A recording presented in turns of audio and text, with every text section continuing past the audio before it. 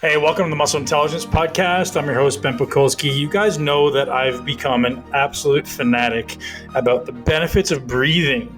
If you haven't heard me talk about this, I suggest you listen up, give me your full attention, because breathing may be the very thing that changes your life. It changes your performance. It changes your mindset, your ability to focus. The list of benefits is long. Now, some people tend to oversimplify breathing. It is in its essence, very, very simple. But the opportunities that lie within a breath practice are vast and innumerable. And certain people are focusing on one type of breath. And that's great. But I want you all to acknowledge that there's many different sequences and cadences and formats and approaches to breathing that can all elicit different benefits and responses in your body.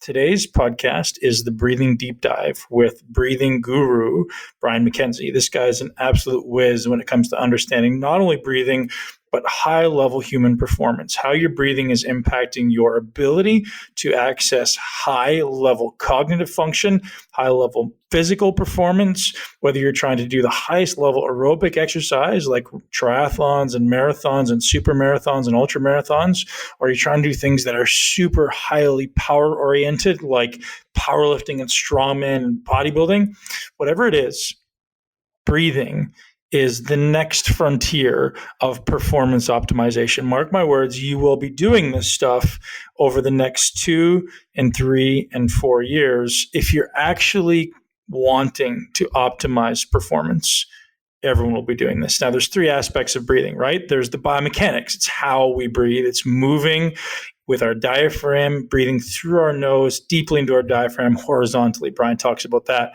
Then there's going to be the biochemistry, looking at the oxygen and the carbon dioxide ratios. Most people think you want more oxygen. Brian's going to tell you why that's not correct. And then there's the cadence. How deeply, how slowly, how quickly are we breathing is going to impact a lot of things physiologically. So Brian, in today's episode, really focuses on carbon dioxide and why carbon dioxide is the most important thing to be paying attention to and how to manipulate it to get its full benefit. He also talks a little bit about the biomechanics. Where should you be breathing? How to breathe optimally to optimize performance. This is an awesome podcast. Brian is an absolute wealth of information. I'm so grateful for his time.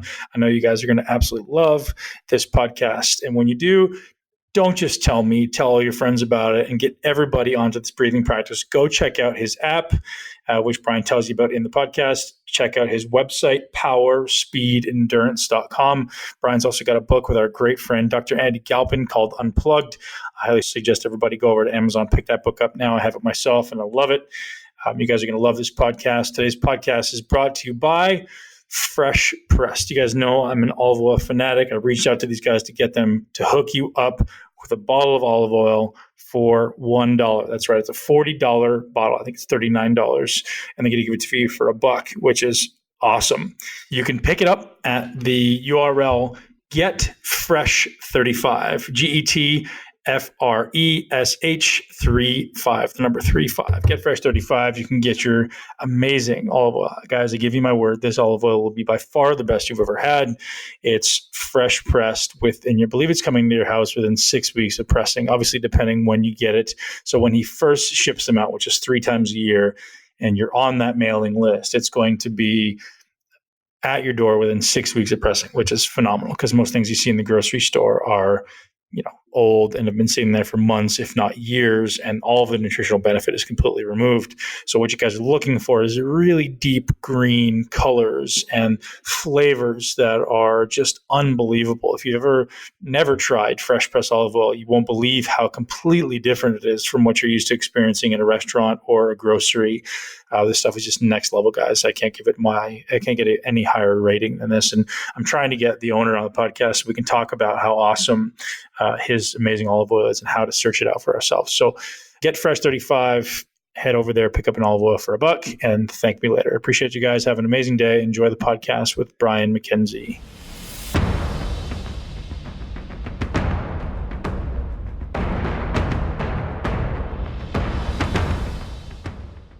So you're good friends with Andy Galpin. You guys wrote a book together. We did. Unplugged. I saw the future in Andy Gallup. No, I'm just kidding.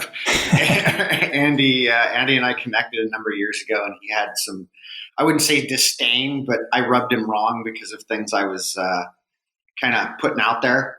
And he was very interested to see if all that was panning out. And so I offered to bring him into one of my facilities at the time. And he came over and showed him some things and said that I had been talking about at the time. And he lit up like the 4th of July and was like, we got to really study this stuff now. So give me some examples of what you're talking about. That's a really compelling, message just dropped there. What was it that he was questioning, and what was it that showed him? The key, well, it was right when we were originally getting into, it wasn't originally, but I had been into the breath work a few years at that point, and we had seen a lot of stuff in relation to lowering blood oxygen levels. And so I've studied altitude for some time. I've had altitude simulators, all that stuff, all that junk. I play with it. I've been playing with it. But what we understood in the medical world was, hey, anything under 55%, you're basically brain dead. And so, we just shut him down. And I was like, I don't know that that's totally true. And he was like, what do you mean that's not totally true? Like, this is basically what we understand and what people do, And I was like, well, anytime you want to come in, I can show you. And so we brought him in and did a little session, and we did some hyperventilation technique stuff, which we kind of renamed this stuff superventilation, because if you're doing it with intent, you're doing it for a very different reason than a chronic problem. And so, and there's many techniques around it, Wim Hof being the most famous at this point. But I did some stuff with him, and then we had him hold his breath. And in the freediving world, they talk about hyperventilation prior to diving to not really do that, because it brings your time to blackout closer than if you actually don't. And so that also means you drop oxygen concentration levels pretty quickly. So through the hyperventilation, we played with it. And then I had him on a pulse oximeter, and I tapped him on the shoulder as he had his eyes closed and had him look at his pulse oximeter. I think he was at 47%. Really? Just literally threw the thing off and was like, what the fuck? You're going to kill me.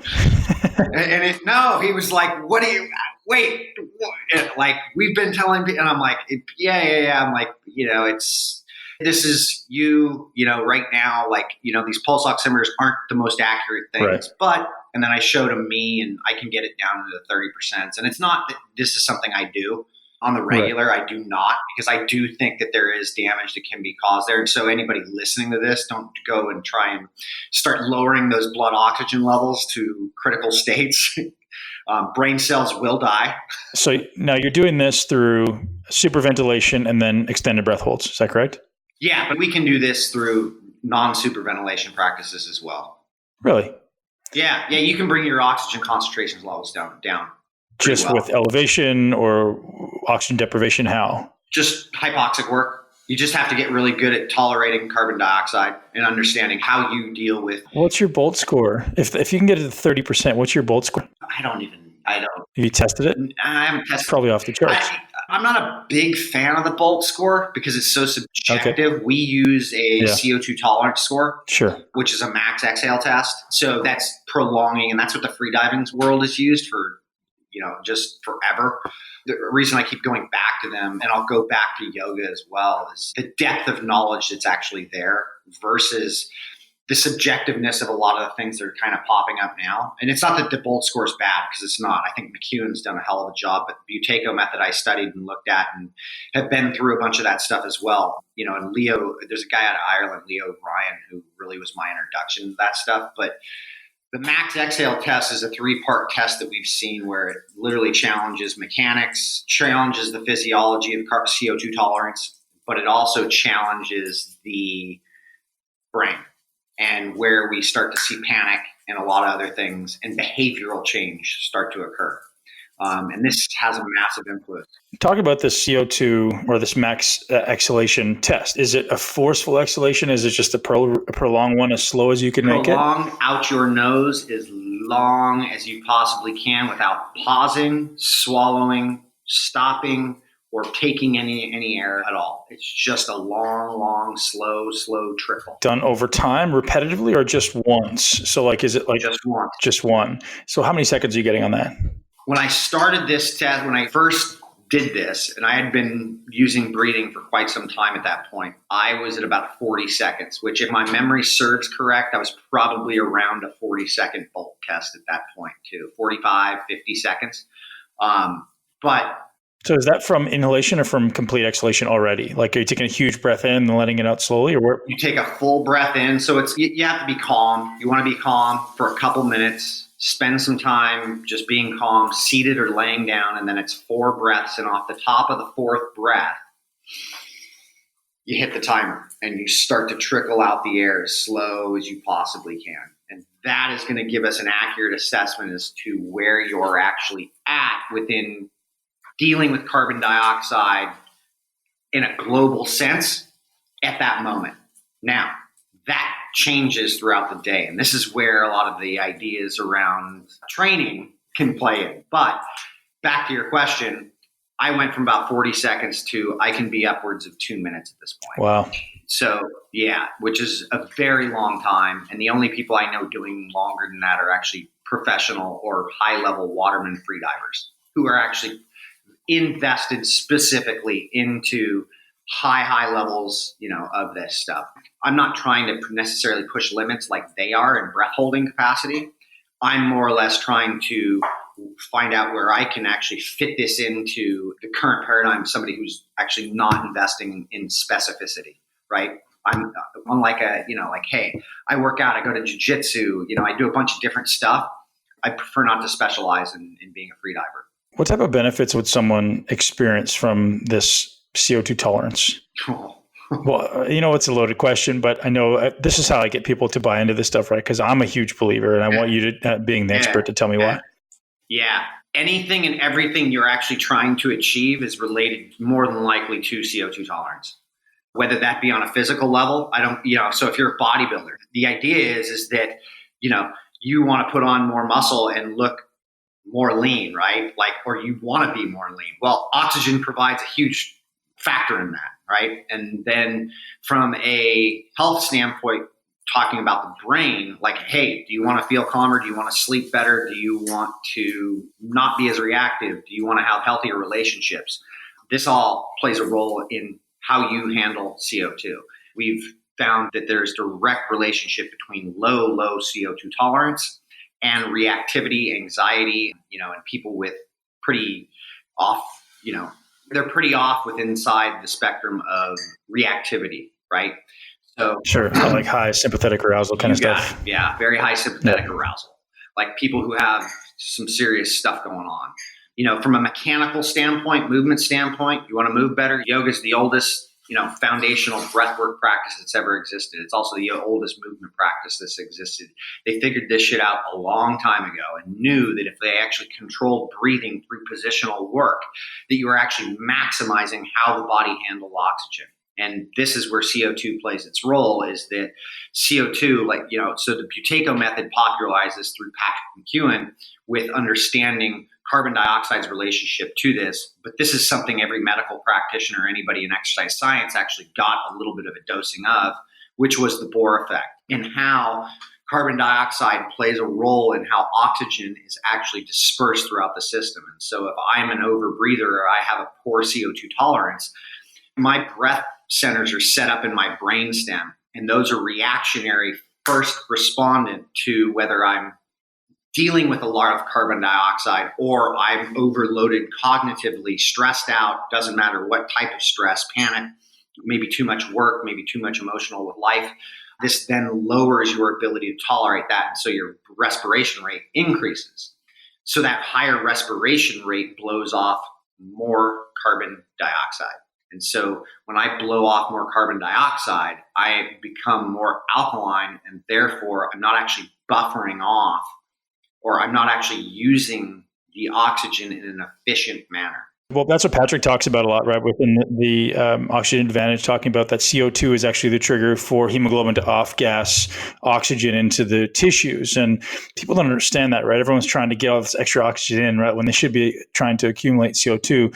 So how do you directly implement that into an athletic endeavor? So if you're looking at yourself trying to improve your ability to do jiu-jitsu or run or do, pool work or whatever you're doing, How exactly are you implementing that? Are you implementing it, before the event, during the event, intermittently?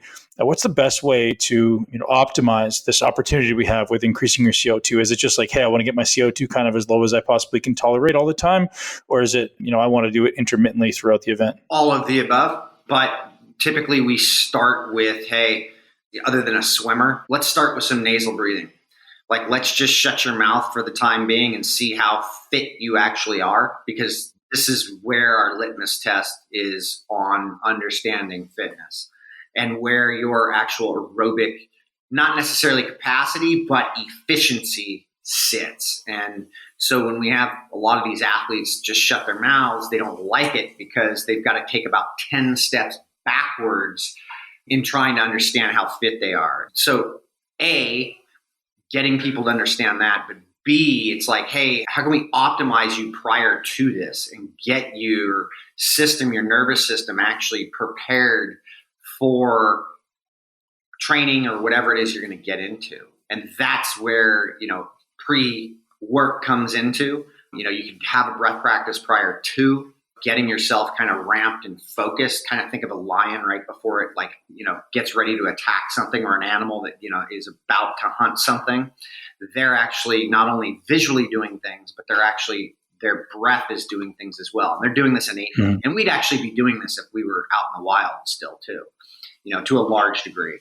Yeah. Is there anything that should be done through mouth breathing? Like, is there ever a time in any endeavor, any event where you should switch to mouth breathing? Oh yeah. It's not a lost thing. It is a real thing, and it should happen. At least we think about 80% of training should be nasal breathing. The other 20% should probably be pretty high intensity enough to elicit a response for mouth breathing. Or if I'm in competition, I should be eliciting that response as well, because it can come with some advantages. The disadvantage to that is that we're actually requiring more carbohydrate use for it, right? So I'm becoming more anaerobic at that point as a result of my mouth needing to open, because, my mouth needing to open actually means that there's more carbon dioxide in the system, which means I'm probably less aerobic, which means I need to buffer a lot of those, hydrogen ions, et cetera, because of the anaerobic processes that are going on. What's your resting heart rate? Somewhere. Is not something you focus on. Is it something that would typically go down because of your tolerance of CO2? Yes, it will. The big thing we see, especially with people with heart rate variability stuff, is where their heart rate variability scores increase, right? Resting heart rate lowers, deeper sleep, REM cycle sleep increases. Mm-hmm. How about your resonant respiration rate? How many times a minute are you breathing? I'm in the vicinity of 6 when I'm normal. So that's like at sleep, you'd come in around 6? Sleep, probably between, I'd say, 4 and 6 a minute. Man, so to me, that's a superpower, right? Like, if you can get to that, that's the ideal state in my eyes for any pro athlete. Yes. And training that to get through that is building CO2 tolerance in your eyes. Is that the first and most important step? Yes, but doing it, like, the things that I use now aren't necessarily what I would be giving somebody who's just starting. I look back towards history, and it's like, what were they doing in yoga 5,000 years ago? And it's really basic breath practice stuff and cadence work and understanding how to control one's breathing, getting access to a diaphragm, understanding position, understanding movement. These are foundational things. And then it becomes, hey, let's do some breath hold stuff on some table work and, specifically holding for times and really strongly building that. Although breath control itself will do that, it's the nasal breathing itself is going to start to lower that respiration rate, for a lot of people. I mean, it changed my sleep in 4 weeks. You just sticking to breathing through my nose and all training I did for 4 weeks, that changed how I slept that was 4 or 5 years ago now. Wow. You already brought up the question that I wanted to dig into, but you answered it perfectly. Is I wanted to get into this reality of nasal breathing and improved CO2 tolerance being directly correlated to burning more fat as fuel, staying in the aerobic system longer, which is obviously very appealing to most people in the whole world, probably. Yeah, I would guess, if you care about your health. Right. Yeah. So just this idea of as soon as we know we have to breathe through our mouth, now we're in an oxygen deficit, and now our body's going to switch over into a glycolytic system because it can't be in the aerobic system. Yeah. And the big problem is that people, especially in our world, think of that as like, well, I'm not working hard enough to be anaerobic. Well, it just so happens that you don't need to be working to actually make yourself use your anaerobic systems. You can literally just offload more carbon dioxide by breathing or talking like we're doing right now, and you'll inevitably end up dipping over. You have to. That's why we use metabolic carts that measure respiration, is because that's our way for understanding how we actually are burning things.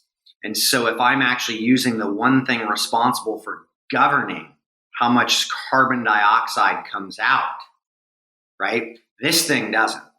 So my mouth does not. My mouth is an offloading tool.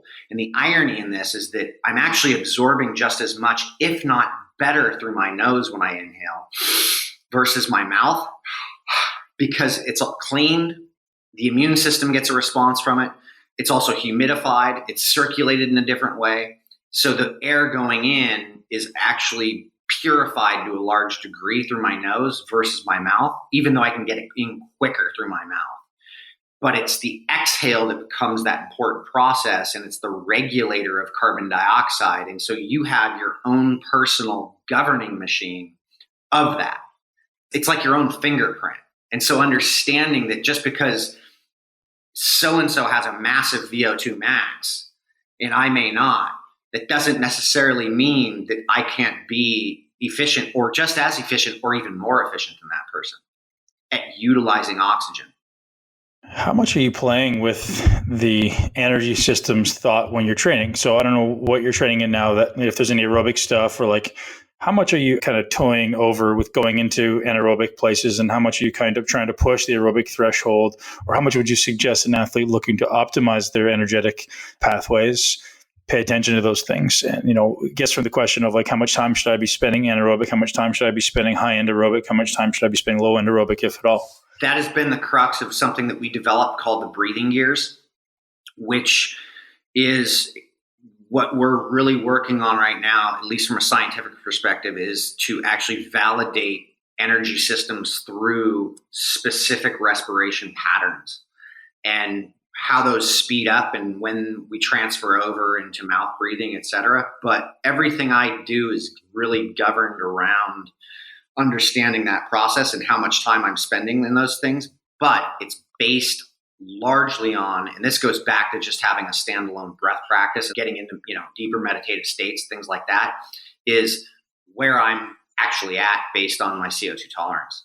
So I understand basically when I'm warming up, if I can't hold one breath per 5 seconds, meaning inhale, exhale in 5 seconds, and I'm working fairly hard at a specific warm-up thing that I'm doing, that I'm off. My CO2 tolerance is off, and I need to be paying attention to that. And I will probably need to back off or change the idea of what it is I'm doing with that training. Now, if I'm putting out way more work and I'm able to keep that breath pattern or understand the breath pattern I'm trying to hold, I know I can actually push harder and tap into more. And so things will change on a whim for me very quickly. So you're literally using your breath to determine, one, your internal physiological state, and two, how to adjust your training accordingly. 100%. Every day. Like, that's what I wake up and I do. Like, I know in the morning what's going on anyway. Like, I wake up and I go through a breath practice regardless of what it is I'm doing, and I know exactly where I'm at and how much I can actually push. So I go to jiu-jitsu twice a week right now. And so if I go to jiu-jitsu on that day and I wake up and my window is a little bit smaller, I definitely do not push as hard when I roll. Like, I will back up because I know, especially in a fighting scenario, that you're going to push hard. It's just, I'll tap earlier or I just won't work as hard. And I definitely will keep my mouth shut. In those types of situations. So my thought is this, working with a lot of pro athletes, we have people who say, hey, I've got a game today at 7:00. Oh yeah. Well, what are my interventions as far as like I wake up in the morning and I see my HRVs in the tank, I see my CO2 tolerances in the toilet. What are my interventions where I can make the greatest amount of change right now? Yes. Breath work. Yeah. Breath work. So here's the thing, and this is part of the work. So I'm going to add into here work being done by Dr. Andrew Huberman, who I've spent a lot of time with. I love him, man. Huge fan of him. Yeah. Yeah, he's a good dude and he's doing some phenomenal work. And I think he's about to just like crack some stuff open that's necessary. But we've got two ways of actually controlling our autonomic arousal, right? Like, so our autonomic, meaning sympathetic and parasympathetic. Yeah. You can tap into that, and that is through the visual system or your breathing. We don't have any other means of doing that, literally voluntarily, right? So if my HRV is in the tank, or I wake up and I'm an athlete that's got something going on, I need to actually, or I don't need to, I can choose to elicit some specific responses in order to optimize that. We've been screwing around with optimizing HRV scores for quite some time at this point, to where if I've got an HRV score that's in the tank, I can change that pretty rapidly and buy some time. And we can do that through some breathing techniques. And then we can also do that by, getting somebody outside or in a specific place. Think nature. Like, how many people freak out looking at a sunset or going for a hike? Not many, unless a bear shows up, right?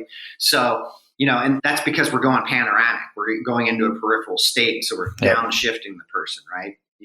And getting people to start to understand that, especially athletes or high performers, because we'll deal with people in the military or high executive CEOs that are like, I don't have time for that. I'm on a plane 4 days a week, like flying all over the world, and I need to go close deals, whatever. And it's like, well, hey, here's what you can do. And so when you do implement these strategies, we have to understand that if we're actually implementing this, you're going to need to actually spend time after that really coming down and getting that HRV or yourself back to optimal place. Meaning you got to back off at some point. You got to take the parking brake off at some point.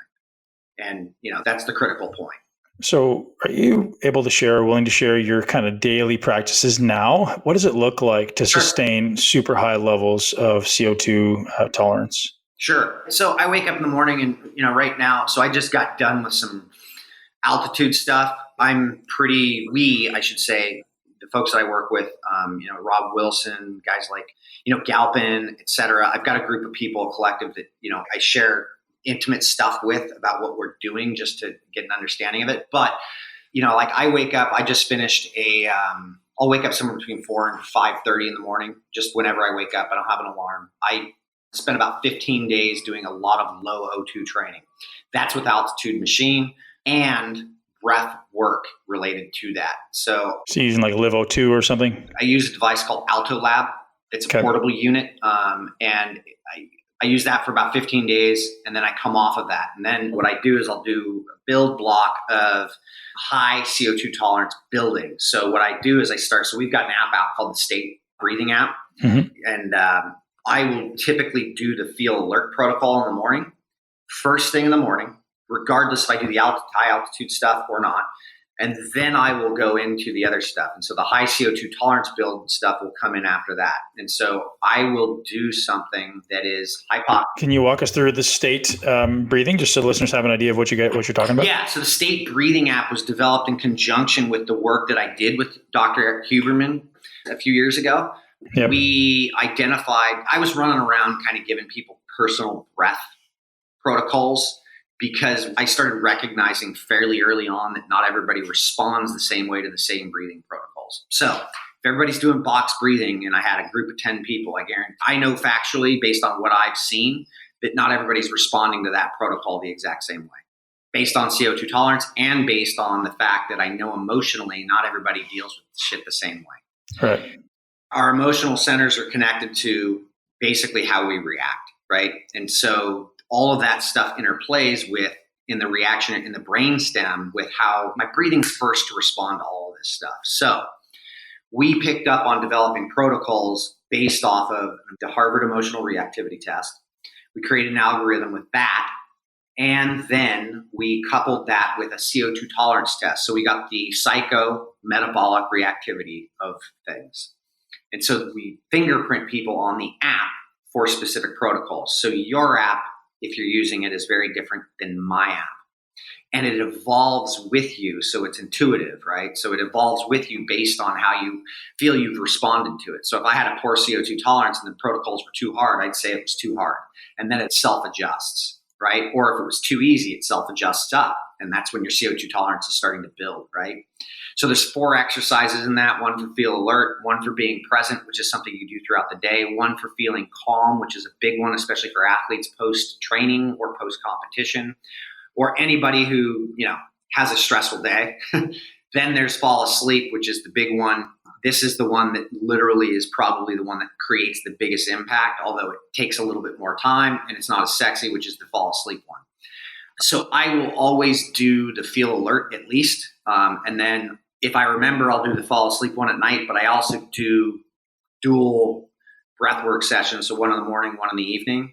And then, so I do a high CO2 tolerance build now where I'll do the feel alert in the morning, and then I go into table work where I'm lowering my time of breathing.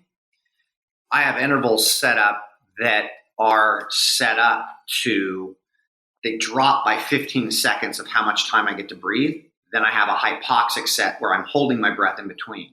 15 seconds, drop by 15 seconds per, I'm not sure what. Each interval. Gotcha. So you're trying to get this many number of breaths? Think of recovery, yeah. So think 2 minutes and 30 seconds is where I start. And I'll breathe one breath I give myself one breath every 10 to 12 seconds. Okay. I can't go any lower than 10 seconds. And then I'll do that for about 2 minutes and 30 seconds. And then I'll hold my breath for a specific number. Then I'll go 2 minutes, 15 seconds, hold. Then I'll go 2 minutes, then hold. Then I'll go 1:45, then hold. Got it. But the trick here is that, it's really the ability to control the breathing between and not oversaturate and get rid of too much CO2, which is typically what you're going to want to do after a breath hold. But these aren't max breath holds, right? These are things that we're doing that are sub-max, but we're lowering things. And so that's a high CO2 tolerance building exercise. And that takes about 20 minutes or so. So that's about 30 or 40 minutes worth of breath work that I'll start with in the morning. That's kind of a go-to. And that's deep meditation for me anyway. And I've got it down to where I know what the breaths are versus looking at a clock at this point, and I know what the feeling is when where my CO2 tolerance is based on where I'm at. So I know when to hold, let go. And then from there, it's like, hey, what am I doing today? If I don't have class or something like that, then I'm like, okay, am I lifting today? Do I feel like I need to lift? I do like to lift probably 3 times a week in some sort of strength and conditioning. So I work on fitting that in, and I also like to ride. So I'm either on my bike, outside. If it's raining, I'm inside. I'm on the trainer and I'm doing specific work. And depending on how my body feels and how beat up I am, where I'm at, I know exactly what work I should be doing. Very cool. So you brought up in there breathing mechanics, and I think to kind of walk our listeners through that a little bit would be very helpful because it's not just about the time, right? There has to be some consideration of the mechanics. Are you able to teach in verbally rather than physically being there with somebody what it should look and feel like to actually breathe mechanically correct? Yeah, largely yes. Yeah, it's so. Getting people to lay down is usually the easiest, right? On your back? Yeah, because most people are not open enough or mobile enough to actually even sit cross-legged and not compensate in some fashion. Sure. Myself was included in this for quite some time. But laying down, really just laying down, knees bent, and then, you want to just slight glute activation and drawing the belly button down and in. And then we are inhaling through the nose as big as we can. And if we just keep our hands around the lower ribs, so if you put your hands around your upper waist, so you got a blank spot between your hip bones and your ribs. Yep. Just above that blank spot is your lower ribs. And that's where you want to grab onto when you're on the ground. And it's just holding that. And the idea is to expand your hands out and not let any compensation happen. So in order to... Now, why am I seeing one side coming up more than the other for me? Yeah. Is that a common thing? Oh, yeah. I mean, we're all asymptomatic to some degree, right? Yep. And so that's the beginning of it, is it's like, hey, all right, why am I feeling one side coming up more than the other? And it's like, well, let's play with that and let's see where that goes. And, so this is kind of the beginning of what can I do with my breath practice? Well, my breath practice can have me actually just following rhythms while laying there. And this is a starting point, like feeling how I'm breathing and how that diaphragm is actually expanding my rib cage horizontally, right? My shoulders shouldn't have to lift. And you actually want to see those shoulders kind of come down, like not too forcefully, but you want to engage those lats. It's just like deadlifting. You know, when you see somebody that doesn't deadlift right, their shoulders come forward versus back and down. So we know those lats are out of it. You know, and so keeping those lats engaged, the chin kind of tucked onto the ground, not being stiff, but just allowing that diaphragm to expand. And most people are going to feel like they're pretty limited in their breathing, but they're retraining something that is the most powerful muscle we've got. Yeah. Metaphorically, right? This is the reason why your spine needs to be organized, is so that your diaphragm actually works and you're not doing what's called blood stealing. You know, and so when the diaphragm doesn't work optimally, more blood is shunted towards that area. So it's stealing from the muscles that you're actually trying to move with, whether you're squatting, pressing, running, right? So so now you've got lack of blood flow to those areas because you've compromised the position. So it's a good starting breath rate for somebody, just like trying to get to that resonant 6 breaths a minute, so 5 in, 5 out kind of thing, paying attention to this mechanical breathing in horizontally? Yes, I would advise in the app, there's a free version of the app for people, like that'll fingerprint them what their CO2 tolerance is. So it literally will be like, hey, where's the reality of this? You know, a lot of us are stressed out, man, and we don't understand that, you know, that stress comes with, you know, breathing patterns that, you know, we may not totally understand. And those breathing patterns can change really quickly, and your health can change rapidly as a result of optimizing the oxygen, because you're in a stress state. So you're actually not utilizing the oxygen as well as you could. And everything in that body works based off of aerobic metabolism in an efficient way. Yeah, you brought up meditation and how these things kind of integrate. So you're able to do this breathing practice and turn it into this meditation practice at the same time. Can you tell us about that and how, like, is it just because you're so unconscious of it now, the breathing is able to take you there because you don't have to be aware of it? To a large degree, yeah. You know, I mean, when I first started this stuff, it was definitely a work. Sure. You know, and then it gets to a point to where you just become aware of your breathing, you know, or lack of breathing. And hey, what's going on if I actually hold my breath here? And when do I start to react to things? And I know I'm not going to die right now, but my body's going to act as though I am. And so these are telling points in what behaviors we have and when we decide to react to things and how we react to things. And so that build on CO2 tolerance is critical. And when I say that, I mean, like, look, if I hold my breath for 3 minutes, I'm not in jeopardy of dying, but my body's going to convince me, my brain is going to try and convince me of something very different than that. Like, it's going to say, hey, Brian, you need to breathe really badly right now. You are in toxic danger. And the fact is I'm not really in that much of toxic danger. I just have a low CO2 tolerance or a low threshold to stress. Because the key thing with stress at this point that we're seeing is that CO2 tolerance is involved, major. And so my reactiveness to that becomes a player. And so when I'm in my breath practice, regardless of what that is, even just breath control, right? Like, so if I'm slowly inhaling, holding, slowly exhaling, holding, or whatever pattern I choose, I find where those limitations really are, and I try and hold and stay in those limitations or those numbers so that I can actually see how I'm starting to respond to things. This in turn allows me to then explore where I'm at within myself, and hey, maybe it's, you know, how I'm reacting on some interview or how I'm reacting with a business partner or a friend or whatever. And these are all the same thing in how I'm reacting. There is no difference. And so behaviorally what we do is it's like, I needed air so much, I need to get more air. And it's like, no, that's not what the problem is. The problem is the reactiveness and everything that's going towards that. And so it's really learning more about that. Yeah.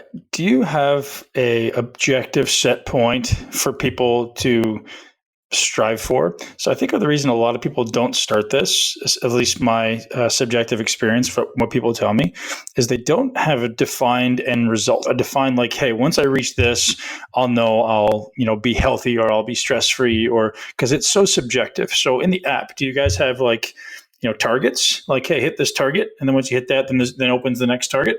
Because I think that would be a very useful way to get people started. Yeah, in the app, we just have, hey, good job, or hey, milestones you've reached. We're working towards a lot of things. We spent a lot of money on the design of this thing and thus, wanted it to be pretty clean. So that said, the idea is to get people to just start to feel themselves what's going on. But ultimately, what we see, and your listeners can use this, for better or for worse, is that really on the CO2 tolerance test, anything we see under 20 seconds, you need a lot of improvement on. There's a lot of reactiveness going on within you, regardless if that's really outward or it's inward. And there can be some big improvements. So increasing that, you should actually feel and see changes that are occurring. Sure. The 20 to 30 seconds range is really kind of your, I'd say, moderately anxious, and then the 30 to 45 seconds is really where we see the average of people who are doing this stuff. But the big improvements of what we see are when people are upwards of 60 seconds. This is when people really see major changes in what's going on. And if this is coupled with, and there's a big difference here, is if this is coupled with the ability to incorporate more nasal breathing into what it is you're doing when you're training, you will see major changes physiologically going on in the positive, meaning you're probably going to be leaning out or finding that you're a lot calmer, you last longer. Look, one of the first kids that I hooked on with that was able to grasp this in CrossFit was a kid out of Australia who's really, blossomed. And, we had him start nasal breathing a number of years ago, and he got on the assault bike, and I was just like, just go and tell me how high you can get. Well, we have a test we do, and, let me see how high you can get nasal breathing on this test. And he got to about a 148 heart rate, and then he had to stop. And then I think it was something like 6 or 8 weeks later, we retested him, and he was roughly at a 172 heart rate. And he was like, at 170, I felt like I could just keep going forever. Wow. And I was like, well, more than likely you could have gone for quite a long time at a 170 heart rate. That doesn't mean he's totally aerobic, but it did mean, like, look, I can function at 96% of max heart rate. Nasal only, that does not mean that's optimal, though. I could probably optimize myself by opening my mouth at that point. But what is training for? And this is where things like, hey, if I'm at 90% heart rate and I'm forcing myself to nasal breathe, I'm actually forcing my body to deal with the acidic process a lot more, thus eliciting more of an adaptive process after that. Now, in competition or something that I'm really trying to win at or do well at, I would not be doing that. Can you talk a little bit about the acid and alkalinity and how breathing and CO2 is impacting that? Because I don't think that's how the listeners will understand. Yeah. So breathing is the regulator of all chemistry in the body, right? The kidneys play a minor role in it, right? But breathing is largely the regulator of chemistry. And when I say chemistry, I mean your pH, potential hydrogen, right? So how alkaline or how acidic you are. If you want to get acidic, you go work out really hard and really just mouth breathe as hard as you can, right? Or you just push it to the degree that you have to open your mouth really hard, right? That is what you're becoming more acidic. That's why your mouth is actually opening, or you're actually using a deep, uncontrolled, out of control breath, is because you've become acidic. And so what we can do is, if I'm actually sitting there and I'm not working and I mouth breathe, I force hyperventilation, superventilate, I'm actually blowing CO2 off while I'm not working, right? And so when I do that, I'm actually putting more oxygen into the red blood cells, right? And so I'm stuffing more oxygen in, but it's not usable oxygen. So the system is becoming more alkaline. Now I'm switching over to more alkaline. And this can become dangerous if I continue in this fashion for too long by creating too much of an alkaline system, right? And so what we want is really in that like 7.4 range is where we're really optimal. And so breathing is where we really get that change to happen. And so if I actually work with my breathing to make those changes or optimize those changes, I can actually optimize myself in becoming more available to less inflammation or more inflammation if I'm trying to elicit a response. And when I say that, it was going back to what we were just talking about, like with my training. If I'm specifically working really hard and limiting how much air I can take in and out, I'm specifically making myself more acidic. I'm specifically trying to create a process that's actually going to need to adapt, right? And so I'll do things like that. Like think of a 30-second max effort. Like we could go breathe however you want with max effort if we're doing multiples of those. But if during the recovery I said you can only nasal breathe, that changes everything very quickly. And you find people really freaking out, right? Because of that CO2 response and, oh my God, I'm going to die. But you're not going to die.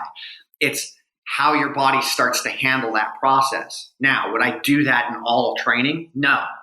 This is where we start to look at periodization and things. And it's like maybe in the beginning phases of this, I am forcing more of a controlled breathing pattern within the very high work rates. And then all of a sudden I start to open those channels up as we start to peak. And I'm controlling breathing during the work, but not during the recovery. And then we start to see those things really start to open up. And so that can really playing with that pH is the process that we really are trying to harness, which is where the pH has to do with your oxygen and what's going on with the oxygen in your system. Very cool. So, man, it seems like you've got such a great handle on, this breathing piece and the energy piece. What are you most excited about in the future? Because I think when someone like yourself, who's obviously a very passionate learner and a passionate athlete, has these amazing tools pretty well under wraps, there's another doorway that you're about to walk through. And I'm very curious as to what that is. I'm specific, I've been wrapping my head around, interestingly enough, around a lot of the brain stuff and behavior. Yep.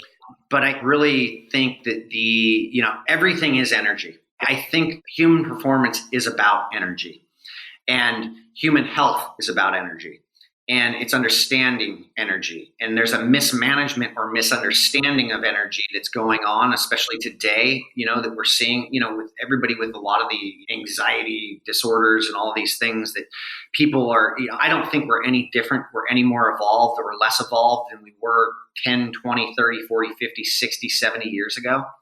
And I think it was much more difficult years past. And we live in a more convenient and safer world. And that comes with massive responsibility. And that has become a disconnect into our own biology. And so understanding the mind is really where I'm at. And I think the mind is really the intelligence of the entire system. And it's not the brain. It's really how, what's going on with my physiology, because I've got pain in my leg and that's a sense. And I need to be paying attention to that sense and what's going on, right?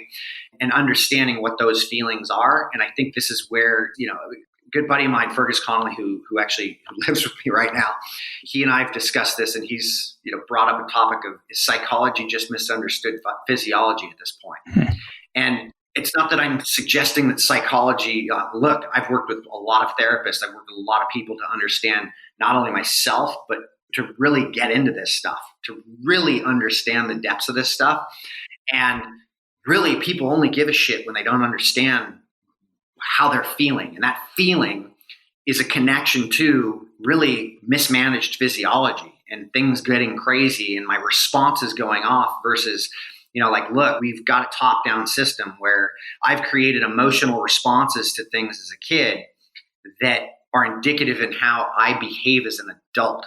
And most of us are not willing to really look at that. We're just willing to react to that. And I was one of those people who did that. I didn't do it terribly, but I did it to the degree that I wanted to understand it more so that I could make connections to these things. And this inevitably led me back into human performance and understanding the behaviors I've seen inside the professional athletics community and the misunderstanding of a lot of things that are going on there. There's an identity crisis. There's an identity and image crisis going on, and that is a problem. And this is not solely athletes. This is the human race, where especially we've got this thing called social media that we're trying to portray images on that are separate from the identity of who we actually are in person or what we're doing.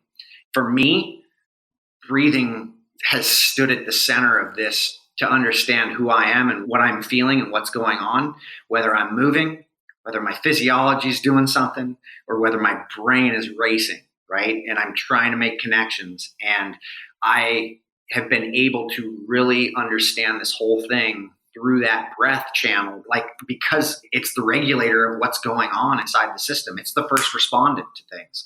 And I didn't want to stumble on it like that. It's just what it did. Then going back and looking at it, it's like, look, I'm not bringing up anything new. This is a 5,000-year-old historical prophecy that's been yelled in some esoteric language that a lot of us just weren't listening to. And I'm just painting a different light on it and how I've experienced it and how I'm trying to connect it into human performance. Isn't it amazing, though, that I'm finding the exact same thing, is that there's been so many generations before us that have said the exact same thing, but this human race is so stupid that we just can't learn it, right? And it's like, yeah, it's unbelievable. This is the importance of, like I'm talking about, like I don't think we've tapped into our biological potential. No, I don't even think we're close. No. Like I was happy as pig and shit for the sub 2-hour marathon, but the reality of it is it's like that was a technological 2-hour marathon. I mean, his physiology is off the hook. Don't get me wrong. And I'm not trying to take anything away from him, but that is a technological advancement, just like sprinting in the 100 meters is a technological advancement largely. The training ideas and things are changing that much. And so where are we going biologically? And I think it's important to understand our own biology, but in the context of what you just said, it's like history is very, very important. And I think we need to read more history and to understand it from very different viewpoints and very different things that have occurred. And I mean, look, man, I look in just like how the American West happened. And it's like looking back on that and how people lived and what happened and what they did. I'm able to connect things that I'm talking about in human performance to how those things occurred, what was going on, how people behaved, like what was all these things playing around. And it's like, go and look at it all and be able to see it for what it is and how it all worked. And history is there for a reason. And it's really telling what we've missed. And I think it's all there. And we're not going to change the human species in one generation. I think that's where the disconnect happens, is every generation makes these advancements and then they don't bother to teach their children because their children are off in some box learning conventional schooling methods and it doesn't transition, right? So like, there's no doubt that there's the disconnect generation to generation, because everything you're learning, if you could just take that, transmute it into the brain of your children when they're 7 to 10 years old, and then allow them to take that information and then exponentially add on it, then we make exponential leaps, right? But it seems like it always seems to skip a generation. Yeah, man, it's crazy. It's such a crazy thing, but I think this is why, this also leads to empathy in a way that we've never seen. That's been my experience, is the ability to see things from a different perspective, somebody doing it. And it's just like, it put myself in their shoes so that I can experience it from how they did, and still get my own fresh experience from it. Sure. It's also frustrating when there's people in front of you who, you can help. And if you're just like, hey, just do this. And yet they're their own worst enemy and they just won't get out of their own way, or they don't want to change these type of scenarios. It's so frustrating because it seems like it's so simple. It's certainly not easy, but it's so simple to make physiological changes to your breath and to your mind and to your emotions almost immediately, right? Like 30 days, right? You can make a significant difference, like you said. But most people would just... The brain will change, man. But most people would just look at it and say, oh, I can't. Like, I don't know if it's possible, rather than just actually doing the work. Yeah, I've been saying this a lot more lately, but it's just to add on to that is it's so easy. It's a nightmare. Yeah. And that's the problem, is people don't want to look at themselves and take responsibility for themselves and understanding themselves. And it's like they just want an answer to make it more convenient or easy. And look, I'm just as guilty of that. Like, Sure. I fall into that stuff all the time and I have to remind myself, but yeah, I don't even think easy is what people are after, right? People are after, who knows what they're after. But, when I tell somebody the 3 foundations to optimal human health are breathe, walk, and meditate. And those are the 3 things that I say every human must do. And people look at me and think I'm out of my mind. They're looking for some complicated scientific explanation as to what they should be doing to get in shape. And you're like, oh man, that's really the irony of what we're living in right now, is so they're always looking for like the data, or where's the proof? I'm like, well, the proof is in the last 100,000 years of this is what we need to do. Agreed. Although a lot of the people I run into would prefer to just pay for something to have it done. But sure, put me on a ventilator to teach me how to breathe, and I guarantee someone's going to say that, right? Like, put me on a machine. I can't even tell you, man, how many breathing devices have been created since, like, we really, and it's not just, this isn't on us, it's the whole movement of this breath craze, you know, and it's like breathing's important. It's a part of my life, but like, look, it's not the answer. It's just a tool, but it's something you've got that in any moment you want to just go and take control of and create a gap between the response of what's happening. Your choice. Like all Viktor Frankl, right? Yeah, buddy. That's it. Love it, man. We're speaking the same language, man. Great to hear. Are you still teaching courses yourself? I do from time to time. I show up at the 101 that we teach from time to time. More or less, I get contract work I'm more involved in. We're probably going to be doing a 102 course in 2020 that I will definitely be teaching with Rob. What will be the difference of that one? That'll be the next level. That a lot of the stuff that I'm getting into, and like gears and the thinking, the brain and how it's reacting. And even though we're doing a brief overview on that, we're laying fundamentals down with the 101. A lot of people want that. They want that shock and awe, the big deep dive of stuff, but they're not even ready for that, And so we felt that the time has, it's been a couple of years with that 101 that's been out, and now we're ready to we've got all the information, but it's just, bringing out that 102 stuff. If people want to learn more about this and yourself, Brian, where do they find you? Powerspeedendurance.com is where all the stuff, like there's breathing resource. There's a lot of free information on there, including doing a CO2 tolerance test if you want, and then getting a bunch of different, I think there's 7 or 8 different protocols on there that you can play with to see what protocols do what for you. There's the State app.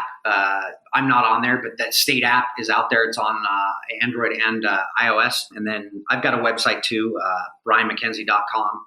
And then Instagram and Twitter are both out there. I'm not on Facebook a whole lot. I'm not on Twitter either.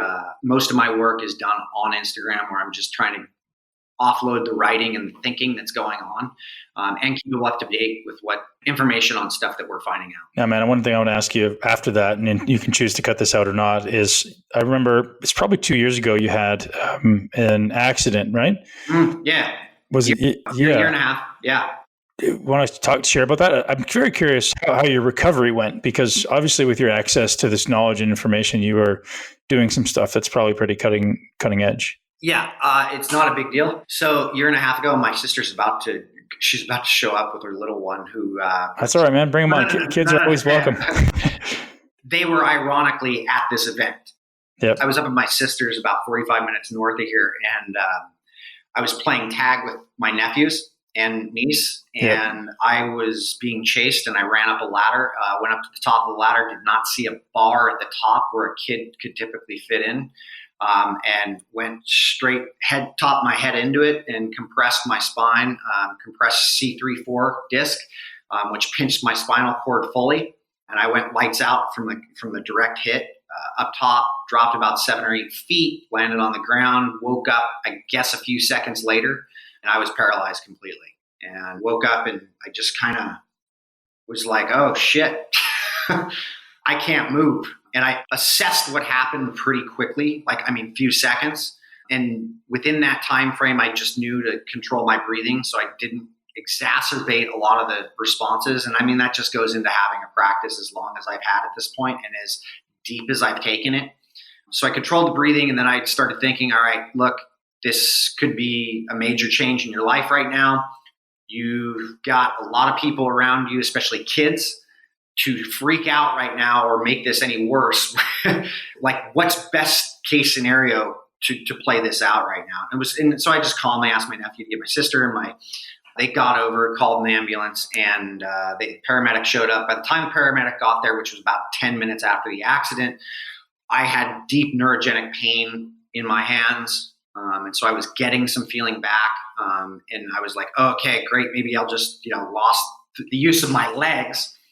I got shipped out, and it took me out 30, 40 hours, and I ended up getting feeling back into my legs, although I still have numbness. And I've got if you've ever had icy hot on, that's basically how my legs feel from the calves down to the feet constantly. So there was lasting damage. I ended up getting surgery done anterior.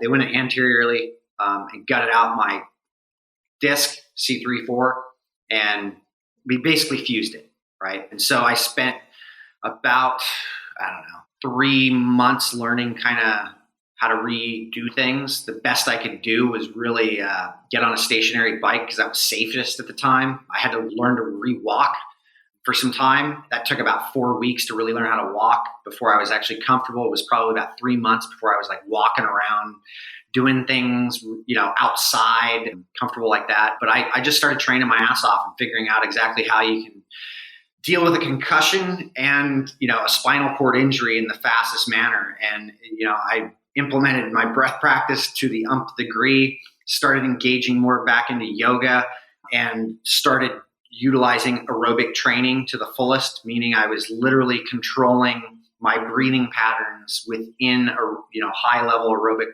efforts on a stationary bike in order to speed up or just work with how I can accelerate my physiological response to things. And within about a year, I was probably the fittest I've been in about 10, 12 years. How long did it take before you were able to have kind of full function back? Full function came in about 3.5, maybe 4 weeks. It was in the 3-4 week. Okay. Look, it was I was not walking normally. And I still have stuff that it's just if I squat heavy or I do things that they're requiring a ton of my nervous system in order to recruit things, my nervous system just starts to shake pretty bad.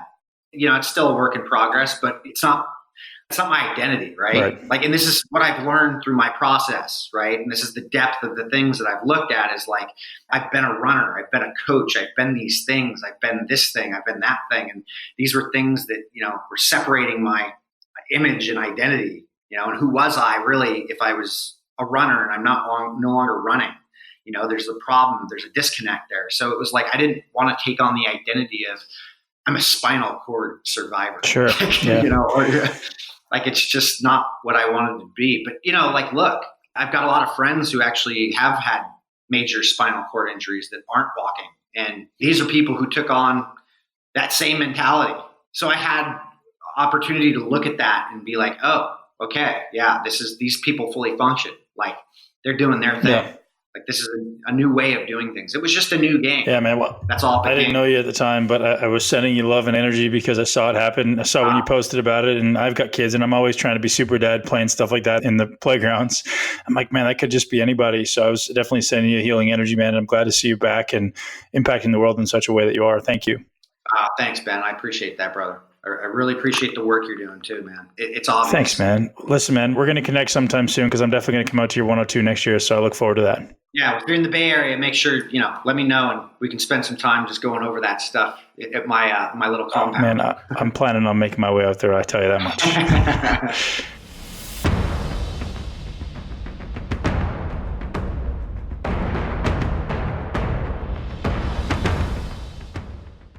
Hey guys, thanks for tuning into the Muscle Intelligence Podcast. That's a wrap for today. Just a few more words before you head out. I want to thank you very much for being here. I'm truly grateful for your time, for your ear, and your attention. I know Brian really enjoyed providing this information for you. If you guys haven't already checked out his information, head over to powerspeedendurance.com. Check out his app called State and pick up his book, Unplugged. It's honestly an honor to have this guy on. He's a wealth of information. He's helping millions of people around the world. Brilliant, brilliant man. I also want to remind you guys to head over to Get Fresh 35 to get your olive oil for $1.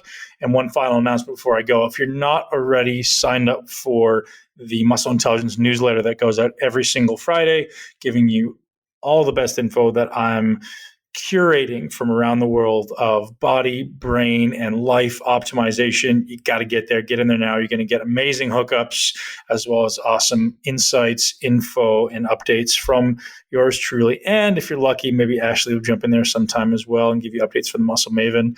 Hope you guys have an amazing day. Live your greatest life in a body you love. Thank you so much for tuning into Muscle Intelligence.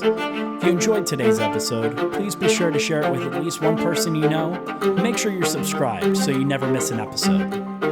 This podcast is for information purposes only. The statements and views on this podcast are not medical advice. This podcast, including Ben Pekulski and the producers, disclaim responsibility for any possible adverse effects from the use of information contained herein. Opinions of guests are their own, and this podcast does not endorse or accept responsibility for statements made by guests. This podcast does not make any representations or warranties about guest qualifications or credibility. This podcast may contain paid endorsements or advertisements for products or services. Individuals on this podcast may have a direct or indirect financial interest in products or services referred to herein. If you think you have a medical problem, consult a licensed physician.